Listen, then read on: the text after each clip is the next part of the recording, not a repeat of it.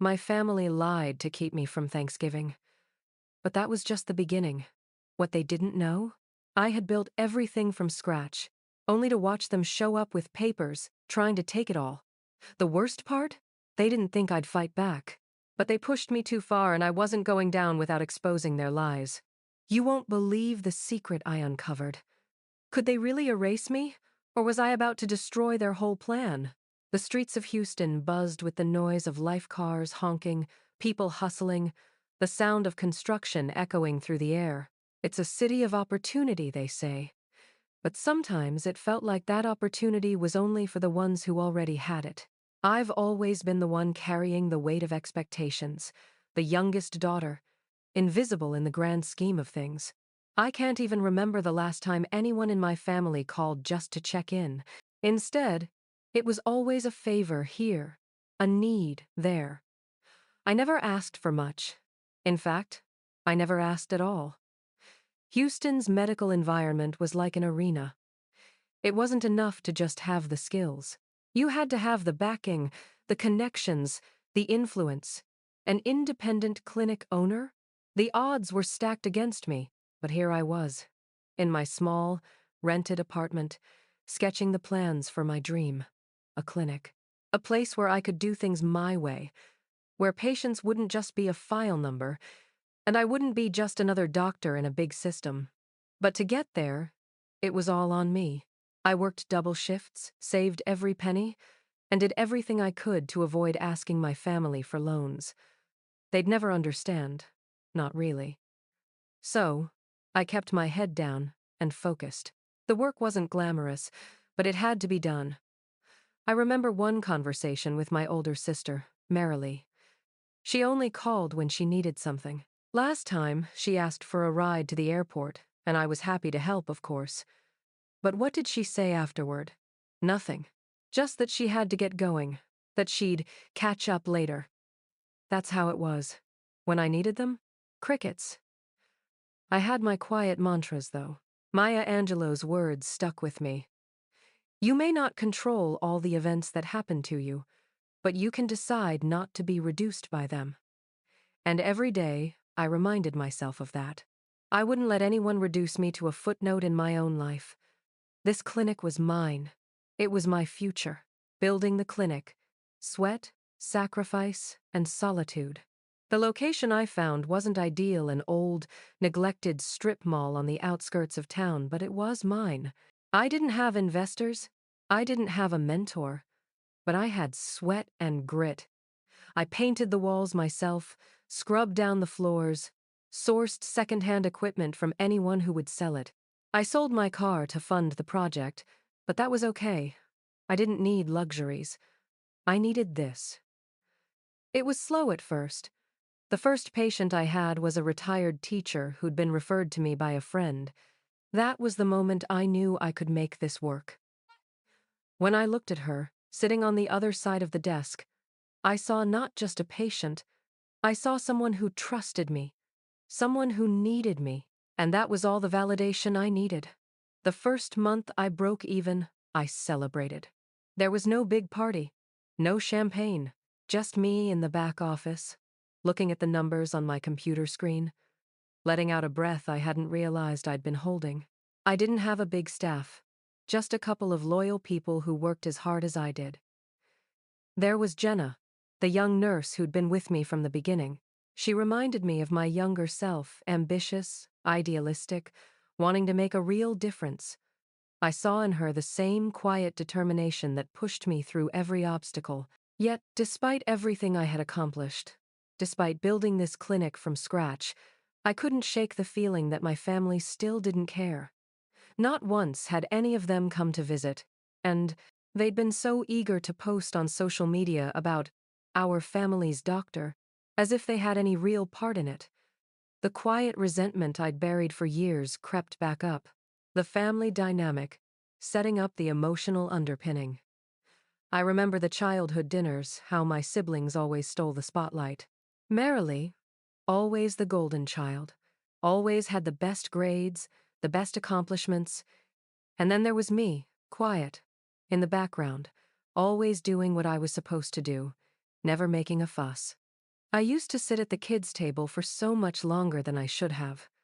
It wasn't just for holidays, it was a constant. And the birthday cards they forgot? The holidays they didn't even bother to show up for? Those were just the little things. The things you didn't talk about. But they stuck with me. My parents were polite about my clinic. "We're proud of you," they'd say. But I could feel the distance, the absence of real support. It was as though they were glad I was doing something with my life, but they didn't want to get too involved.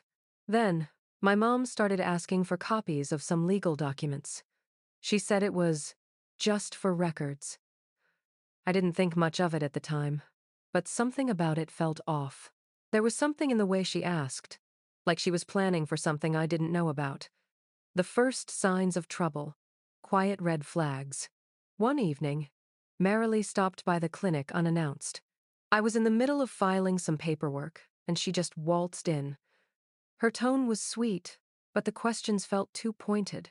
"Who's on your board? How's your profit margin?" She asked it like she was genuinely curious, but I could sense the underlying agenda. I shrugged it off, told her everything was fine. She wasn't the only one asking questions, though.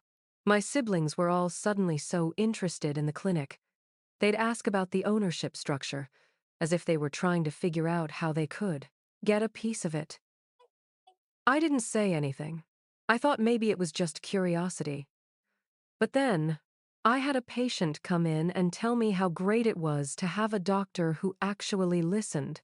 They were so impressed with how personal I was. I could feel Marilee watching from the corner of the room, her eyes narrowing. She didn't say anything, but her silence spoke volumes. I had a gut feeling that something wasn't right. The cracks were starting to show. And when Marilee jokingly said, "One day, you'll thank us for helping you run this place," I realized that things were about to get a lot more complicated. Internal monologue. Pride versus fear. I spent a lot of time thinking about my life, how I was a healer to everyone except the people I wanted to matter to the most. I had built this clinic for them, for me, but I was still the youngest daughter, still the one who had to prove myself. I thought about the legal documents I had ready. I didn't trust them. Not really. I had worked so hard to make sure that no matter what happened, no one could take this from me. It was mine. I stared at the framed motto on the wall, "Built, not given." That was me. I had built this from nothing, and no one, not even my family, was going to take it away. Cliffhanger to next chapter. As I was locking up the clinic that evening, my phone buzzed. It was a text from my mom. "We're having a family dinner tomorrow night at an upscale restaurant. I'd love for you to come. We have some exciting things to discuss about your clinic." I stared at the message for a long time. There was something about it that didn't sit right with me. A dinner? And the exciting things she mentioned? I had a feeling that this was going to be the moment everything changed. I arrived at the restaurant 10 minutes early. I never liked being late, but tonight, the early arrival felt different. It wasn't the usual rush I was used to, the kind of rush that got me through my clinic's chaotic days, making sure everything was in place. No, this was something else. I had a feeling that this family dinner wasn't just a dinner. It was a setup. As I walked into the upscale restaurant, I immediately felt out of place. The white linen, the polished glasses, the crystal chandeliers, they all seemed like they belonged to a world I wasn't a part of. But there I was, overdressed in my business suit, standing in the middle of a place that felt colder than the sterile clinic I ran. I took a deep breath and pushed the door open, the tension already building in my chest. My mother was already seated, playing hostess as usual. Her smile was as tight as ever, her mannerisms deliberate an orchestrated act to cover up the emotional distance between us. Marilee was sitting across from her, her lips curved into a practiced smile. She didn't greet me with enthusiasm, just a nod and a glance that said more than words ever could. I wasn't surprised. This wasn't about family. This was about something else. I looked around for where I would sit, and then it hit me, my seat. It was at the farthest edge of the table, away from any central role. My mother had orchestrated it perfectly. The subtle exclusion. The message was clear: this was not a dinner to welcome me, but to interrogate me. I heard my father's soft laugh from the far end of the table. He hadn't even looked up when I arrived. I wasn't surprised. He rarely looked up at anything. I could almost hear his voice echoing in my mind, an old saying he used to tell me when I was younger: if you're not at the table, you're on the menu. That had always stuck with me, and tonight, I wondered if this was my place at the table. Maybe they were just waiting for me to slip up so they could carve me up. Conversation with hidden barbs. The conversation started innocently enough. Small talk, the kind that felt rehearsed. "How's the clinic, Colleen?" my mother asked her. Tone sweet, but pointed. Almost too sweet. "It's going well," I replied, trying to keep my tone neutral, but a part of me was already on alert. "We're getting more patients, and things are starting to stabilize." "That's impressive," Marilee chimed in, a thinly veiled sarcasm in her voice. "You're doing great for someone who doesn't have the right backing." I could hear the subtle jab. She had always found a way to cut me down without anyone noticing. "Thanks," I said, keeping my voice even. "I'm just focused on providing the best care I can." Marilee leaned forward, the slightest smirk playing on her lips. "I've heard your business is growing. That's good. Have you thought about your liability? You know, protecting family assets?" She let the words hang in the air, just enough for the tension to creep in. My father smiled and nodded, but his eyes avoided mine. It was as though he wasn't even there, just playing along. Another smile, another nod, but the silence that followed spoke louder than words. I tried to steer the conversation back to something more personal, but every time I did, it circled back to my clinic, my work, my little project, as they always called it. I realized, finally, this wasn't a celebration. It was a soft interrogation, dressed up as family concern. The hidden knife, legal implications, begin to unfold. And then, just when I thought it couldn't get worse, Marilee dropped the bombshell. She smiled sweetly, but her eyes were sharp, calculated. "Mom was wondering if you formalized the ownership structure of the clinic," she asked. "You know, we wouldn't want anything to happen and have no clarity on that, right?" For a split second, I was frozen. I wasn't expecting it, but I forced my face to stay neutral, hiding the shock that hit me in the chest. They were asking about my legal structure, about ownership. They were laying the groundwork for something far worse. Mother chimed in, her voice full of false sincerity. "You've always been so generous with us, Colleen. We just think it's time to put things in writing, you know, for the family's protection." I felt the blood drain from my face. This wasn't concern. It was control. They weren't worried about my future. They were worried about what they could take from me. In my mind, I couldn't help but think, they think kindness is weakness, wrapped in paperwork. I knew what they wanted, and it was clear now more than ever. They wanted to claim what they hadn't built. Colleen's strategic restraint, a calculated non-reaction. I didn't give them the satisfaction of a reaction. Instead, I sipped my water slowly. Not rushing, not flinching. "Don't worry," I said, trying to sound calm and in control. "Everything is in place legally. My lawyer has reviewed all of it." Marilee, however, wasn't satisfied. "Who's on your board?" she pressed. "Is it just you?" I didn't answer right away. I let the silence stretch between us, just long enough to make her uncomfortable. I could feel her eyes boring into me, but I held my ground. The quiet in the room was thick, and for the first time, I realized how much this had changed. This wasn't family anymore. It was a negotiation. And I wasn't sure I was going to win this one, but I wasn't going down without a fight. Emotional undercurrents, hurt without tears. I couldn't help but think back to the early days of my clinic. I remembered buying the domain name for the website, the feeling of pride as I looked at it, knowing I had made this happen on my own. At the time, no one noticed. Not one of them took a second to ask how I was doing. But now? Now they only came around when they saw something worth claiming. And that hurt, more than I was willing to admit. Oprah's words echoed in my mind. When people show you who they are, believe them the first time. I had believed them all along, and now it was too late to turn back. I smiled, but it was thin and forced. Thank you, I said, standing up, excusing myself early. The lump in my throat was hard to swallow, but I pushed it down. I could feel the heat rising in my chest, the anger bubbling just under the surface. I had always played by the rules. I had always been the good daughter. But this was different, and it was only the beginning. Cliffhanger to next chapter. As I walked out of that restaurant, I wasn't angry, I was already making a list. That list would become my blueprint. Not of revenge, of protection. I couldn't sleep that night. It wasn't the usual insomnia from overwork. This was different. Something about the dinner, about Marilee's tone, kept echoing in my mind, over and over. It wasn't just the questions, they were too deliberate, too calculated. The more I thought about it, the more uneasy I felt. I knew something wasn't right. I dragged myself out of bed at 2 a.m. and walked into my home office.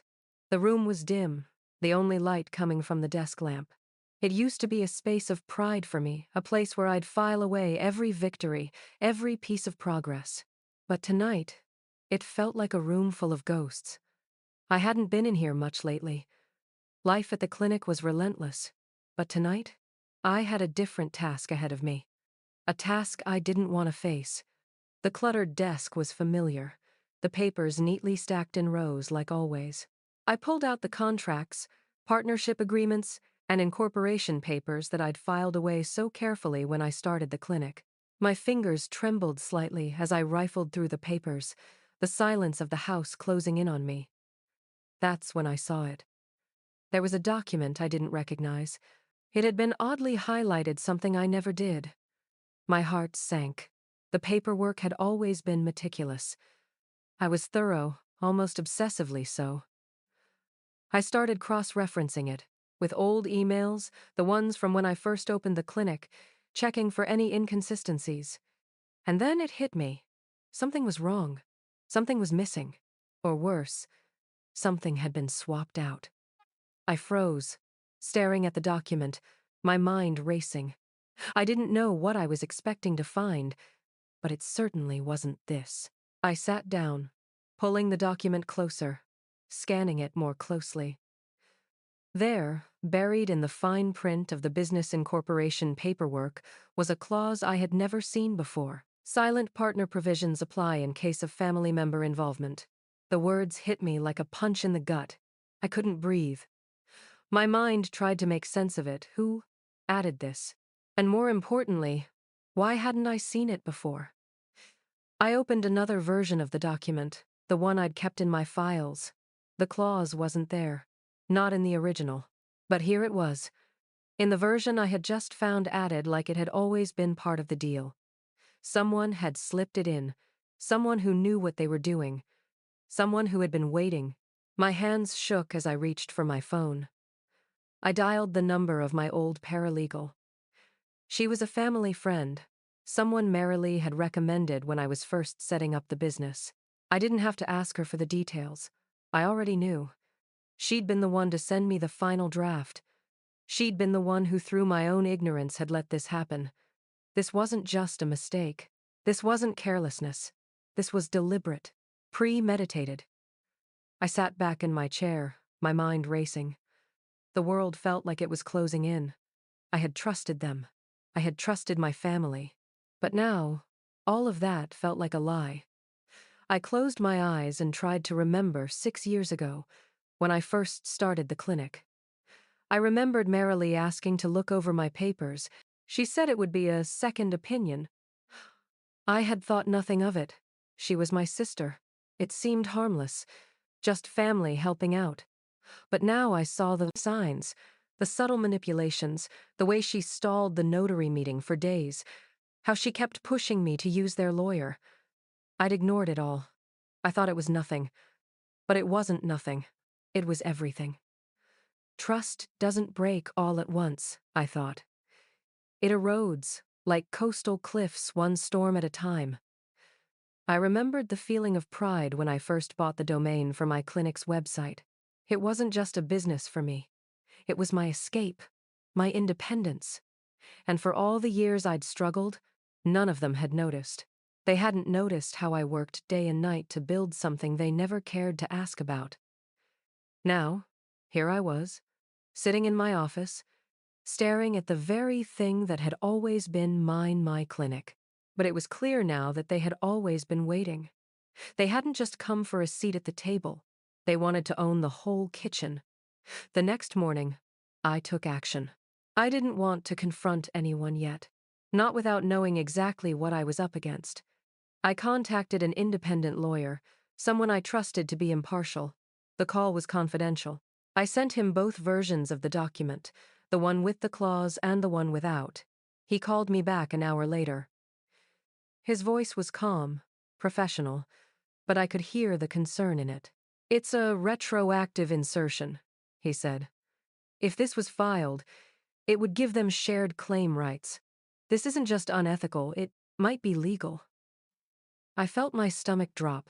This wasn't just a family betrayal, it was a calculated attempt to strip me of everything I had built. I sat back in my chair, the weight of it all crashing down on me. They weren't coming for a seat at the table. They wanted to own the kitchen. I felt a surge of anger, but it was buried under a deep well of calculation. I wasn't going to react. Not yet. I spent the rest of the day gathering evidence. I took photos of everything, documents, emails, anything that could tie them to this scheme. I uploaded everything to the cloud, making sure it was backed up. I even contacted a forensics specialist to verify the authenticity of the documents. I wasn't leaving anything to chance. Emotionally, I started detaching from the idea of family. I wasn't angry anymore. I was preparing for what was next. They thought I'd just build the dream. They forgot I also built the walls. I knew the next step would be crucial. But for now, I kept my silence. I wasn't ready to confront them yet. The time would come, but it wasn't now. I walked into the banquet hall feeling overdressed, my heart pounding harder than usual. The annual Regional Clinicians Conference was supposed to be a time to reconnect with colleagues, but tonight, I had a feeling this wasn't just another professional gathering. Something about it made the air heavy, almost suffocating. The room buzzed with the low hum of polite chatter, and I took a deep breath, scanning the crowd for a familiar face. But what I saw froze me in my tracks. Merrily. She stood at the center of it all, greeted by warm applause, smiling, the perfect picture of a co-founder. But it wasn't my clinic. It was ours, or so she had made it appear. She stood there, basking in the attention, a name tag reading, "Merrily, co-founder of Delara's Clinic," pinned to her chest. I felt a sharp knot in my chest. The name of my dream, the one I'd poured blood, sweat, and tears into, was now hers to claim. I wasn't even acknowledged, just whispers behind my back. They've made me invisible in my own creation. I stood there for a moment, blinking hard, fighting the sting in my eyes. She had done it. She'd made sure the world saw her as the equal, the partner. And I was nothing. I'd never felt this small. But my pride refused to break. I turned away, trying to shake off the bitter taste of humiliation. When Merrily took the podium, I felt the room grow colder. The applause died down, and she raised her glass with that same practiced smile. "Here's to our joint venture," she said, her voice carrying across the room. "We couldn't have done this without the guidance of our family." The crowd clapped, their hands echoing in my ears like a drumbeat. I didn't join them. I just sat there, frozen in place. I could feel the eyes on me, but not a single one of them saw the real me. They only saw her, the one who claimed everything I had built. I could see a photographer in the back, snapping pictures of the moment. The camera lens shifted from her smiling face to mine, but it didn't matter. They weren't interested in capturing my reaction, they just wanted her in the frame. The betrayal stung, deeper than anything I'd ever felt before. The only thing I could do was smile, A polite, frozen mask. I was numb, but I wasn't going to let her see me break. I couldn't take it anymore. As soon as the applause died down, I excused myself from the table and stepped into the hallway. The cool air of the corridor hit me like a slap. I needed space, needed to breathe. Marilee followed me, her heels clicking sharply against the marble floor. She stopped just short of me, her voice oozing with fake sweetness. "Colleen, I'm just trying to help you scale. You know, make sure everything is in order. It's all about family." I let her words wash over me, holding back the bile rising in my throat. I clenched my jaw tight. "Help with what? Taking everything I built?" She laughed, her expression shifting into something colder, more calculating. "Savvy women share, not hoard." I wanted to scream, but I held my ground. Instead, I took a slow, steady breath, focusing on the air filling my lungs.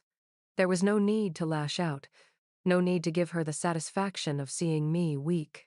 I looked at her and smiled, only this time it wasn't polite. It was calculated. "I don't need help from you, Marilee. Not now. Not ever." Her smile faltered for a fraction of a second, but she recovered quickly, turning on her heel and walking away with a dismissive wave. The hallway was silent now, and for a moment, I allowed myself to feel what I had just endured. But not for long. I knew this fight wasn't over. Later that evening, I found myself scrolling through social media, looking for a distraction. I hadn't expected to find anything until I did. A post caught my eye. A new article featuring Marilee's anniversary visit to the clinic. There were pictures of the grand opening photos from that day that meant so much to me, but they didn't tell the whole story. In every single picture, my face was cropped out. All of them. Gone. In its place, Marilee's smiling face, standing alone as if she were the sole founder. The sting of betrayal hit me again. Harder this time. My hands shook as I read the text, celebrating Marilee's dedication to the clinic. My phone buzzed in my pocket, and I grabbed it, already knowing what it would be. A text from one of my patients. "Saw Marilee at your clinic. Are you stepping back from your work?" I stared at the screen, disbelief clouding my thoughts. This wasn't just slander. This was an outright theft of my identity. They had taken it all from me, my work, my name, my reputation. The insults stung, but there was no time for tears. My mind shifted gears. This wasn't just about them erasing me from their story. It was about me reclaiming what was mine. I couldn't just sit back and let this go. I needed to fight for what I had built, not just in ownership, but in visibility. They had stolen my voice. It was time I got it back. Later, I stood in front of the hotel bathroom mirror, staring at the woman who had built everything from the ground up. The woman who had healed others, but now found herself asking, who was going to heal me? I could see the small moments, the insults, the dismissals building up inside me, moments I had brushed off as nothing. But now, they were all I could think about. I had a plan. I was going to expose them for what they were. I started compiling everything. Side-by-side images of the media posts, screenshots from the first patients who recognized me. Evidence. Proof. I wasn't going to let them control my story. This was my clinic, my dream, and I would not let anyone take it from me. Not without a fight. I took one last look at my reflection, made a silent vow, and walked out of the bathroom. I wasn't angry. I was focused, and I would never be silent again. I knocked at Mom's door, uninvited, with a black leather suitcase in hand. Inside, the weight of what I carried seemed heavier than the bag itself.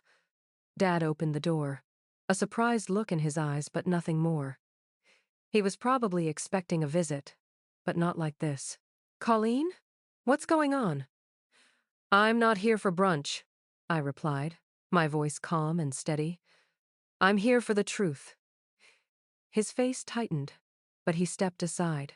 Marilee was already in the living room, pretending to scroll on her phone, a smug expression on her face. I could see she thought she'd already won.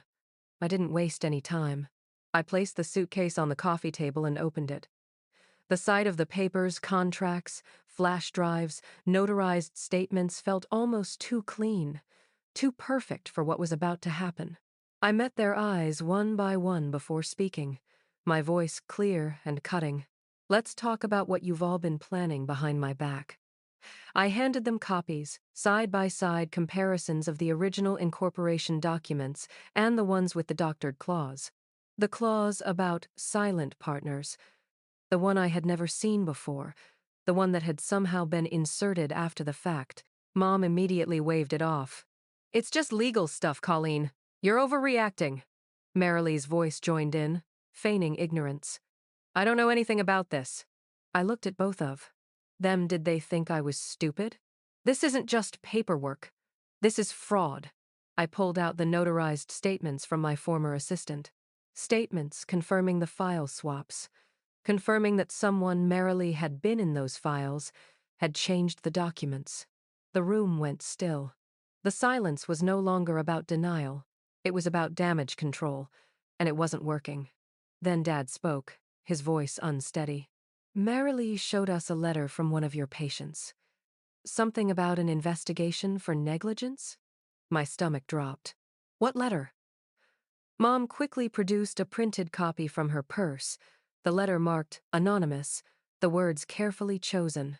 I could feel my heart pounding, the words blurring in front of me. I ran my eyes over the letterhead, the formatting.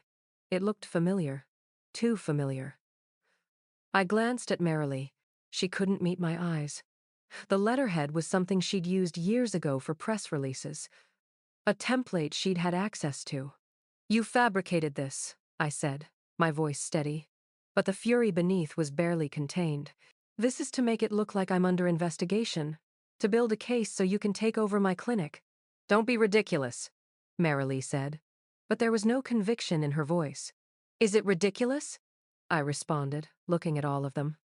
Because I'm looking at a letter that's never reached me, that's based on your lies, Marilee scoffed.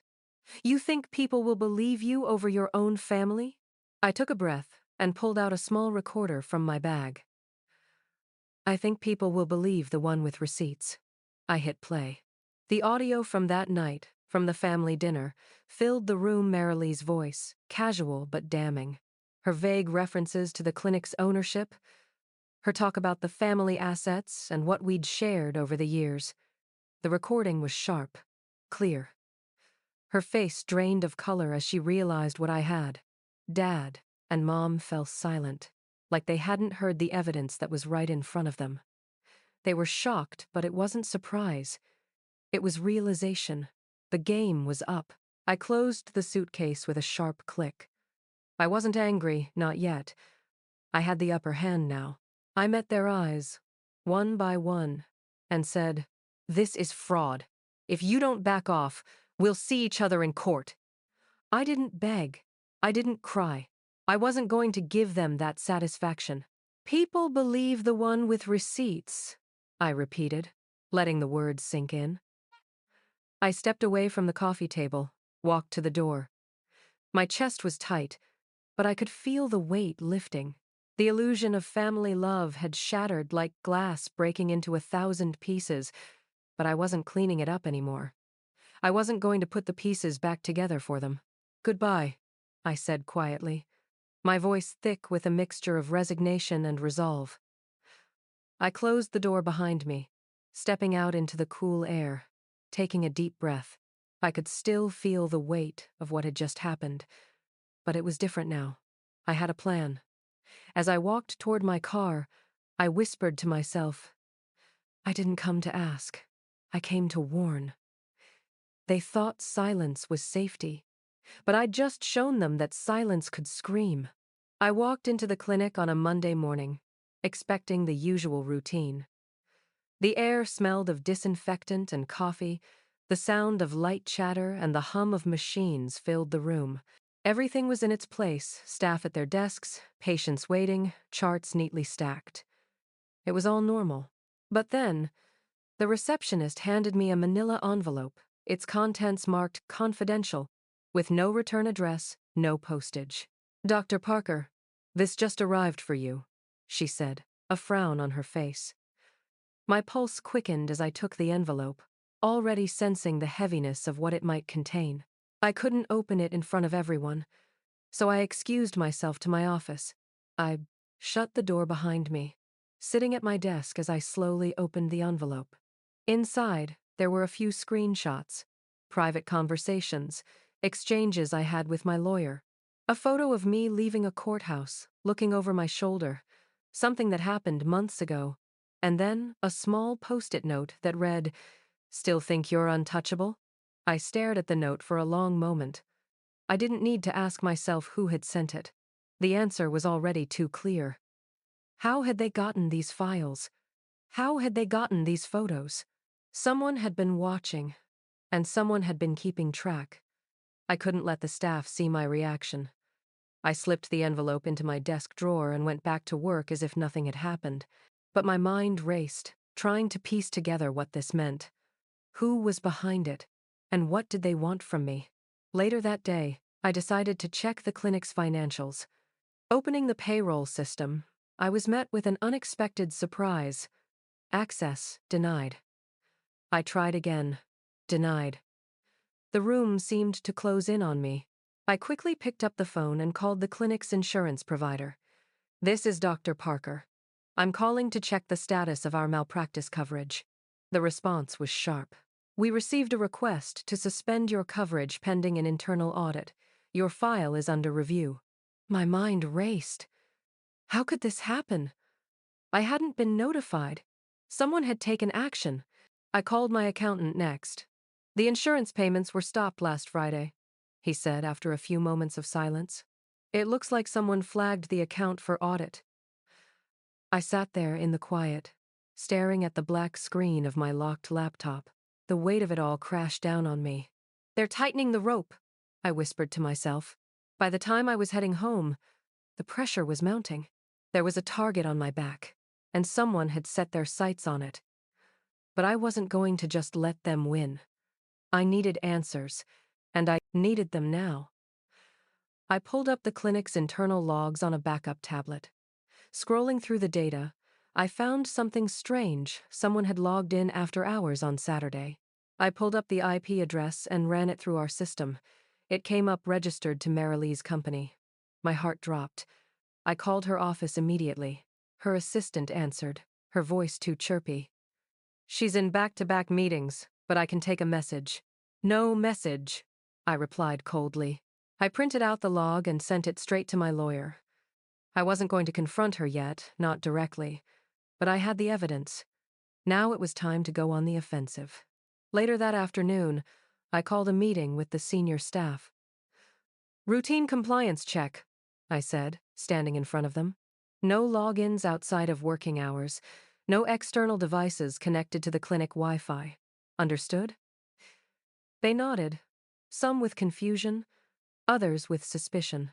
I could tell they didn't know the full extent of what was going on, and I wasn't ready to tell them. Not yet. But I watched every reaction closely. Carla, my head nurse, lingered behind after the meeting. I knew her well enough to read the concern in her eyes. "Is someone trying to take the place down?" she asked quietly. I looked at her, my face neutral. "Let them try," I said, my voice low but firm. That night, I stayed late at the clinic. The silence in the building felt oppressive, but I was used to it. It gave me time to think, to plan. I started writing out contingency plans, detailing everything from a potential lawsuit to steps for further securing the clinic's financial records. As I worked, my mind drifted back to how far this place had come. It wasn't just a clinic. It was me. It was everything I had fought for. They didn't just want to steal my business, they wanted to erase me from it entirely. This place was never just a building, I thought, tapping the pen on the paper. It's the version of me they couldn't break. I added 2 more external backup systems to the clinic's data, tightened access to financials. Everything had to be airtight. I couldn't fold, but I wouldn't fight them on their terms. Not yet. As I closed up for the night, I felt a shift. I wasn't reacting. I was preparing. They sent threats. I sent silence. And silence, in my hands, was strategy. I pulled into my parents' driveway with a sinking feeling in my chest. The family dinner they had insisted upon felt less like an invitation and more like a trap. My stomach twisted as I approached the front door, trying to keep my breathing steady. Dad answered the door, his face betraying no surprise, just a flicker of hesitation. "I'm not here for brunch," I said, voice firm. "I'm here for the truth." Marilee was already inside, sitting on the couch, her fingers tapping away at her phone. Her smile was as cold as a blade. Mom was busy arranging things on the dinner table but avoided my gaze. They had already set the stage. I could feel it. Every step, every word, had been planned. I placed my black leather suitcase on the coffee table, deliberately slow, watching their faces as I opened it. Inside were the documents, every piece of evidence I'd carefully collected, all laid out for them. This wasn't about family reconciliation. This was about power, control, and the lie they had been building. Without hesitation, I spoke. "Let's talk about what you've all been planning behind my back." The room was unnervingly quiet. Mom offered a strained smile, but it didn't reach her eyes. Marilee shifted uncomfortably, as though trying to feign disinterest in the confrontation. I handed them the copies, doctored versions of the incorporation forms alongside the originals. The timeline of who had access and when was laid out in black and white. They had nowhere to hide. I explained the retroactive clause I had found and how it was a violation of both usury laws and bad faith practices. Marilee's response was swift and dismissive. "I don't know what you're talking about." Her voice was almost too calm, too practiced. Mom chimed in, her tone far too casual. "It's just legal stuff. You're overreacting." The weight of their dismissal hung in the air. This wasn't about denial anymore. It was about damage control. They were pretending, and it was starting to show. Just when I thought the tension couldn't get any worse, Dad's voice broke the silence. He leaned back in his chair and said, "Funny you should mention undoing things. Marilee showed us a letter from one of your patients, claims you were under investigation for negligence." My blood ran cold. A letter? What letter? I hadn't seen anything like that. My hands trembled, but I held my ground. "Show it to me," I demanded. My voice was steady, but inside, everything was unraveling. Mom reached into a drawer and produced a printed copy of the letter, signed anonymous. My stomach churned as I looked at it. The formatting was all too familiar. It was identical to the letterhead Marilee had used years ago for press releases. My mind raced. This wasn't a letter from a concerned patient. It was another fabrication, another piece of their trap. I could feel the walls closing in, but I wasn't going to let them have the last word. "This is fraud," I said, voice cutting through the thick tension. "If you don't step back, we're going to court," Marilee scoffed, her smile tight. "And you think people will believe you over your own family?" I didn't flinch. People believe the one with receipts, and I've got plenty. I reached into my bag and pulled out a small recorder.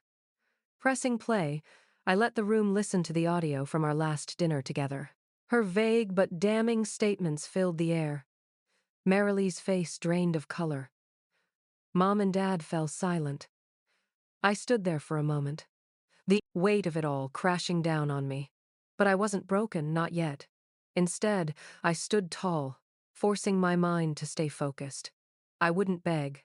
I wouldn't plead. I had enough evidence to expose them, but the question was whether I would do it now or later. Internally, I wrestled with myself. I had always taken the high road, avoiding confrontation, letting the slights slide. But this? This was different. They had crossed a line. I took a deep breath. I want whoever made this forgery to explain it tonight. For the first time, Marilee's smile wavered, and I saw a flash of something unspoken pass between her and Mom. The silence that followed was thick.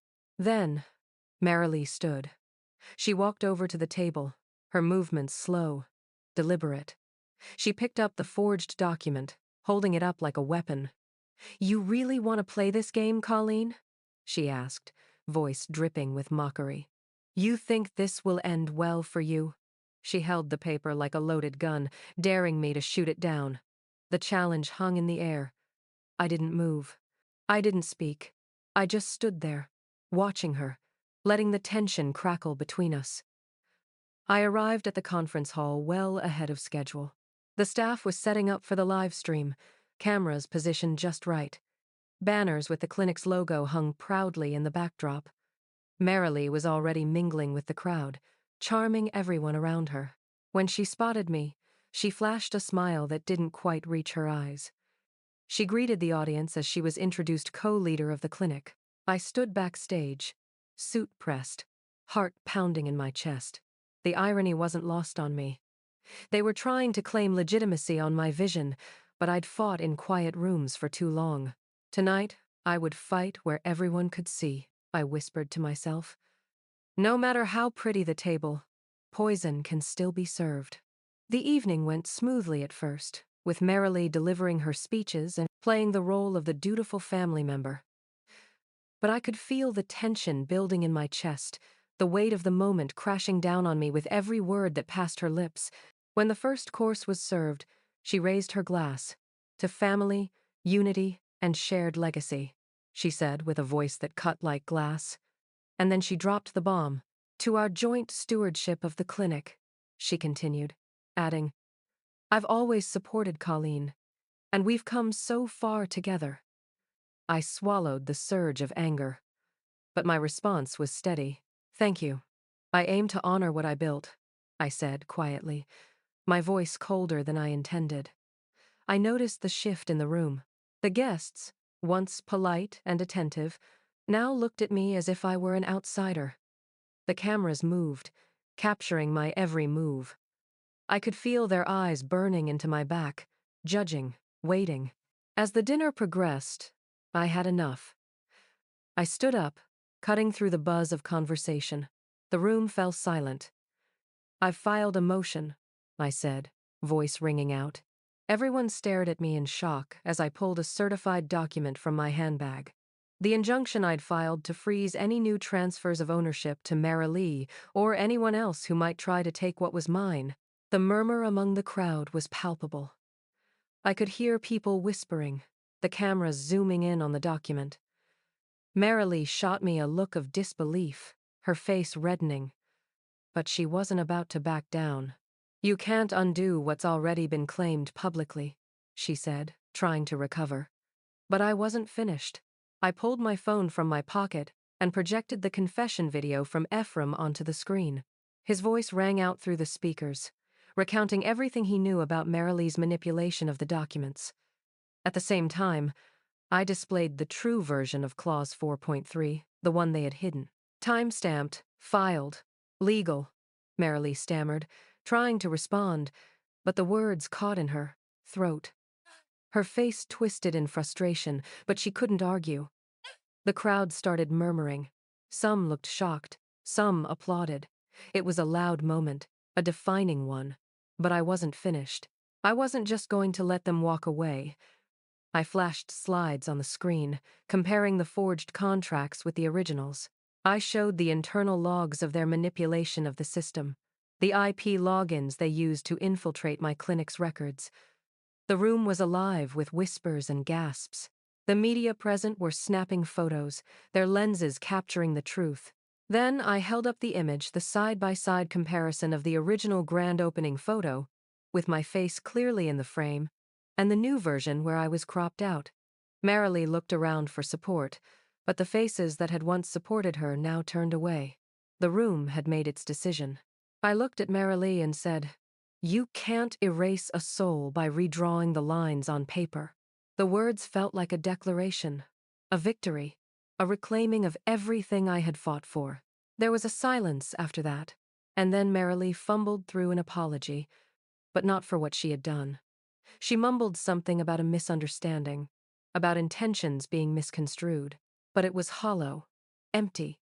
She knew it, and I knew it. I refused to accept her apology. "Words are cheap when trust is broken," I replied, my voice steady, cutting through the tension. Turning to the audience and the media, I issued my statement. "The clinic will continue under my leadership. Any other claimants need to step back or be legally challenged. I won't stand by while my life's work is stolen." Around me, I saw staff members nod in agreement, their faces filled with relief. Some even smiled, their pride evident. I could feel the weight lift from my shoulders.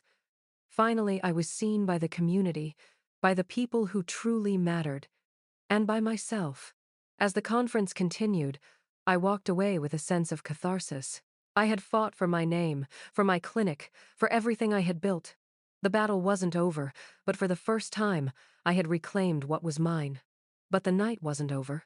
As I stepped out of the limelight, the reality hit me. They thought they had me on the ropes. They thought the spotlight would burn me. But it wasn't the spotlight I feared. It was what happened behind closed doors.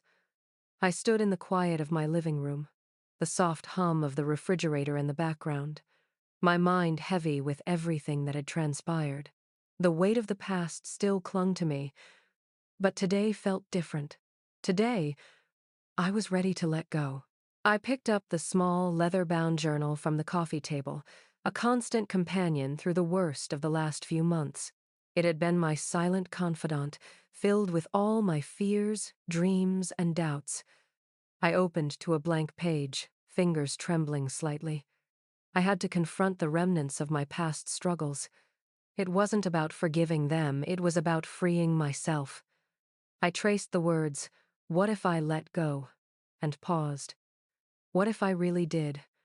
What if I moved on? The betrayal from my family, the lies, the manipulation, it had all been so suffocating. I still felt the sting of their deceit, the betrayal so deep it had carved itself into my bones. But I also realized something. Holding on to that pain had held me captive. It had kept me from seeing who I truly was and what I could become. It was time to move beyond this. It wasn't about excusing what happened, it was about choosing not to let it define me anymore. I closed the journal and placed it back on the table. I wasn't running from the past. I was walking toward a future where I wouldn't be bound by their lies anymore. The fight had taken everything I had, but it had also given me everything I needed to break free. Later that week, I ran into someone from my past, a woman I hadn't expected to see. Abigail, an old friend from college, someone I hadn't spoken to in years. She was standing in the coffee shop, looking as surprised as I felt when our eyes met. For a moment, neither of us knew what to say. She broke the silence first. "Colleen?" she asked, her voice full of disbelief. "Is it really you?" It had been too long since I'd seen her, and I could feel the old wounds resurfacing, the ones I'd tried to bury. But there was no anger now, just a deep, unsettling silence. I took a breath, my mind racing with questions about what she might know. She pulled out the chair across from me. "I heard about the clinic," she said gently, her eyes full of concern. "I heard what happened with your family." I nodded. "Yeah," I said quietly. "It's been a lot." Abigail's eyes searched mine, and for the first time in weeks, I felt a sense of comfort in the familiarity of someone who wasn't part of the mess. "I can't imagine what you've been through," she said. "But you know, what happened doesn't define you. It doesn't define who you are or what you can do." I nodded again, but this time, the words didn't feel like an echo. They felt like something real, something I could hold on to. "You don't need to explain it," she continued. "I know you'll come out on top. You always did. I always believed in you." And in that moment, I realized something that had been gnawing at me for weeks. It wasn't just that I'd been betrayed by my family. It was that I had allowed myself to stay small for them. I had let their expectations, their manipulations, decide my value. But no more. I didn't need their approval. I didn't need their permission. Abigail didn't judge me for what had happened. She didn't expect me to fix everything. She just reminded me of who I was, of what I was capable of. That was all I needed to hear. The next few days were filled with quiet reflection. I spent hours walking through the park, letting the cool breeze settle my thoughts. I thought back to everything I had endured. The pain, the anger, the long nights wondering if I'd ever find peace. I thought about my clinic, about how far it had come and how far I had come with it. As I walked, I remembered something my mother used to say. You can't change the past, but you can choose to shape your future. It had always been one of those platitudes that felt hollow, until now. Now, it made sense. The past didn't have to shape me anymore. I was the one who got to decide what came next. That night, I sat down at my kitchen table, pen in hand, and wrote a letter to my family. A letter I'd never send, but one I needed to write. It wasn't about forgiveness, it was about releasing the hold they had on me. I wrote down all the things I needed to say, and when the words were finally on the paper, I felt the weight I had carried for so long begin to lift. I burned the letter in the backyard, watching the flames flicker and fade. It was a symbolic gesture, sure, but it meant something to me. It was my final act of letting go. No more holding on to the past. No more carrying their baggage. A week later, I stood in the clinic's waiting room, watching the patients come and go. The space felt different now, brighter, lighter. It was still mine, and for the first time in a long while, I felt at peace with it. A new patient sat down across from me, her eyes full of uncertainty. I smiled and greeted her warmly. This was the future, after all, my future. And when she asked how I had managed to build something so strong, I didn't hesitate to answer. It's about moving forward, no matter what's behind you, I said. I wasn't just talking about the clinic anymore. I was talking about myself.